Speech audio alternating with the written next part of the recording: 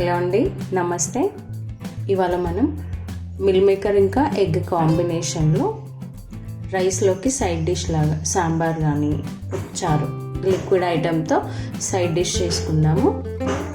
ఒక గిన్నెలో నేను ఒక గ్లాస్ వాటర్ తీసుకున్నాను. అదేవిధంగా సోయా, ఇవి చిన్న సైజ్ అయినా మీ దగ్గర ఏవి ఉంటే అవి తీసుకోండి, ఏది అవైలబిలిటీ ఉంటే ఆ సోయా తీసుకోండి.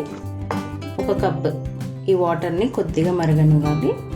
ఇలా కొద్దిగా మసిలిన తర్వాత చిన్నగా బబుల్స్ ఫామ్ అవుతున్నాయి కదా, దీంట్లో ఒక పావు టేబుల్ స్పూన్ సాల్ట్ వేసుకోవాలి. ఈ వేడి సరిపోతుంది. చూడండి, కొద్దిగా మరగడం స్టార్ట్ అయింది కదా, స్టవ్ ఆఫ్ చేసేసి మన సోయాని ఇందులో వేసేసుకొని ఒక 5 మినిట్స్ ఇలానే ఉంచేసేయండి. 5 మినిట్స్ ఇలా ఉంచడం వల్ల దీంట్లో వాటర్ అంతా సోయా పీల్చేసుకొని దీని సైజ్ డబుల్ అవుతుంది. ఒక 5 మినిట్స్ తర్వాత చూడండి, ఇవి సైజ్ డబుల్ అయ్యాయి కదా.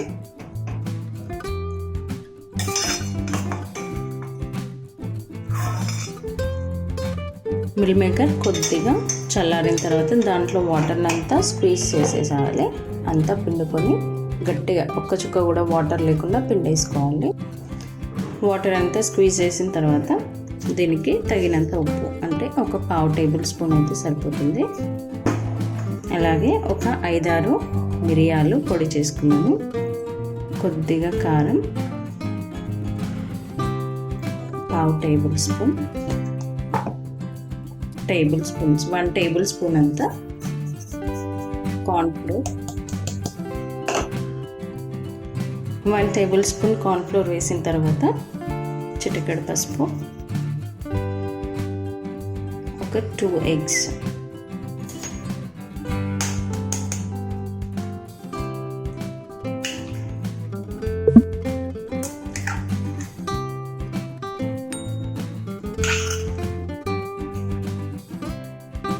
ఇప్పుడు ఈ మిశ్రమాన్ని అంతా కలపాలి.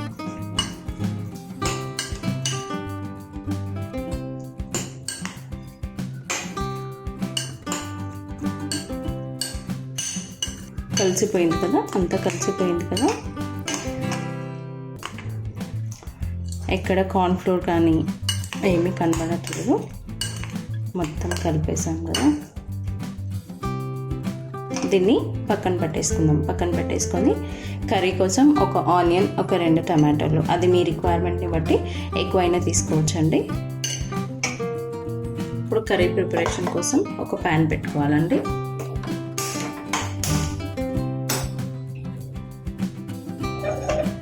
ప్యాన్ కొద్దిగా వేడవ్వగానే దాంట్లోకి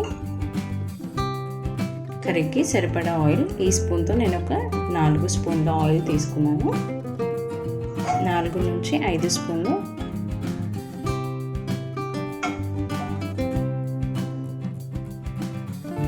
దీంట్లో ఒక బగారా ఆకు, కొద్దిగా షాజీరా, మనకి పోపుకి సరిపడా జీలకర్ర,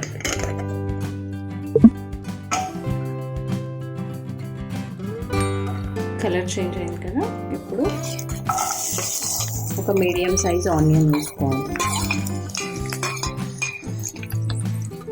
ఆనియన్కి సరిపడా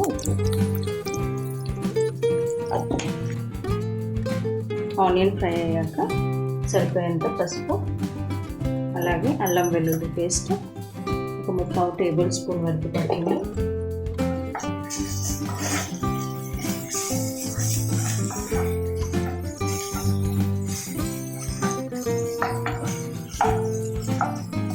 $30 seconds to 1 minute ఇలా ఫ్రై అయ్యాక ఇప్పుడు దీంట్లోకి సన్నగా తరిగిన టొమాటోస్,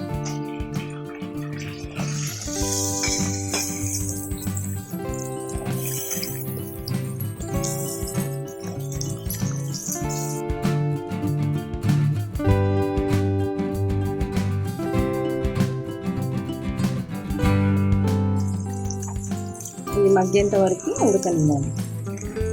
టొమాటో అంతా మగ్గింది కదా. ఇప్పుడు దాంట్లోకి సరిపడా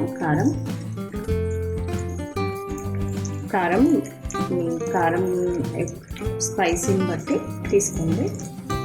ఒక హాఫ్ టేబుల్ స్పూన్ వేసాను, ఇది ఎక్కువగా కారం ఉంటుంది. అలాగే టొమాటోకి వీటికి సరిపడా ఉప్పు,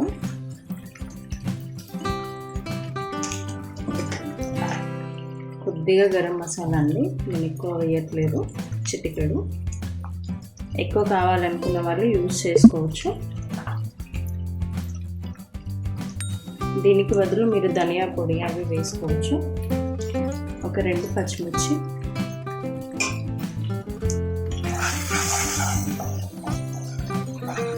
ఒక 10 to 20 సెకండ్స్ ఇలా కలుపుకోవాలి. కలుపుకొని ఇదంతా మనం గరం మసాలా, కారం, ఉప్పు అంతా వీటికి పట్టేలాగా కలుపుకోవాలి. చూడండి అంతా కలిసిపోయింది కదా. ఇప్పుడు మనం ముందుగా కలిపి పెట్టుకున్న మిల్ మేకర్ ఇంకా ఎగ్ ఏదైతే ఉందో దాన్ని ఒకసారి ఇలా కలుపుకొని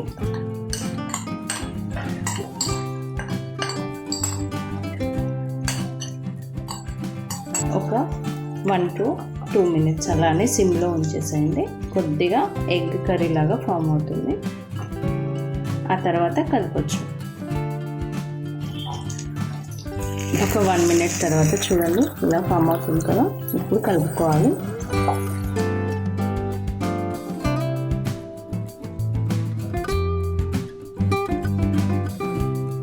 మిల్ మేకర్ క్వాంటిటీని బట్టి మనం ఎగ్స్ కూడా ఎక్కువ తీసుకోవచ్చండి. ఇంత క్వాంటిటీకి 2 eggs తీసుకోవాలని ఏం లేదు. మీకు నచ్చితే 3-4 eggs వరకు కూడా తీసుకోవచ్చు. ఎగ్స్ ఎంత ఎక్కువ వేసినా కూడా టేస్ట్ ఇంకా యాడ్ అవుతుంది, కానీ ఏం తగ్గదు కదా. దీంట్లో ఇప్పుడు నేను కొద్దిగా పాలు పోసుకుంటున్నానండి.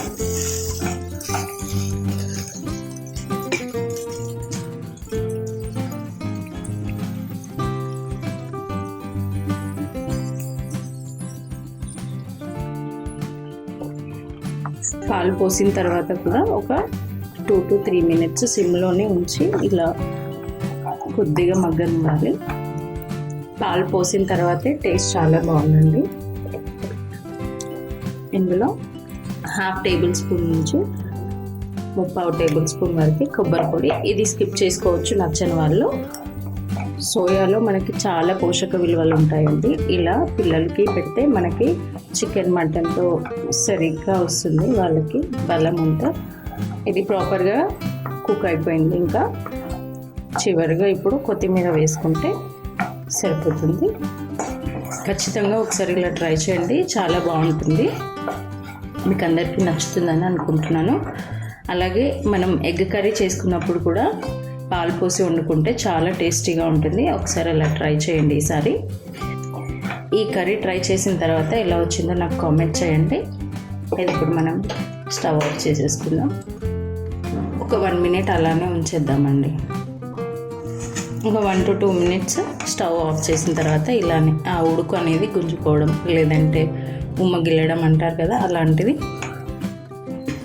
మనం అన్నం వండినప్పుడు ఎక్కువ వాడుతుంటాం ఆ పదాలు, ఉమ్మగిల్లడం అనేది. అలా ఒక 1 to 2 minutes ఉంచుకొని తీసేసుకోవాలి. ఇప్పుడు సర్వ్ చేసుకోవాలండి. మన సోయా ఎగ్ కాంబినేషన్లో ఒక డిష్ రెడీ అండి. ఖచ్చితంగా ట్రై చేయండి. దీంట్లో పాలు ఇంకా కొబ్బరి వల్లే మనకి టేస్ట్ ఇంకా యాడ్ ఆన్ అవుతుంది. ఈ రెసిపీ కనుక మీకు నచ్చినట్టయితే లైక్ చేయండి, షేర్ చేసుకోండి మీ ఫ్రెండ్స్తో ఇంకా ఫ్యామిలీ మెంబర్స్తో. అలాగే మన ఛానల్ని సబ్స్క్రైబ్ చేయండి, బెల్ ఐకాన్ ప్రెస్ చేయండి, మర్చిపోవద్దు. Thank you so much.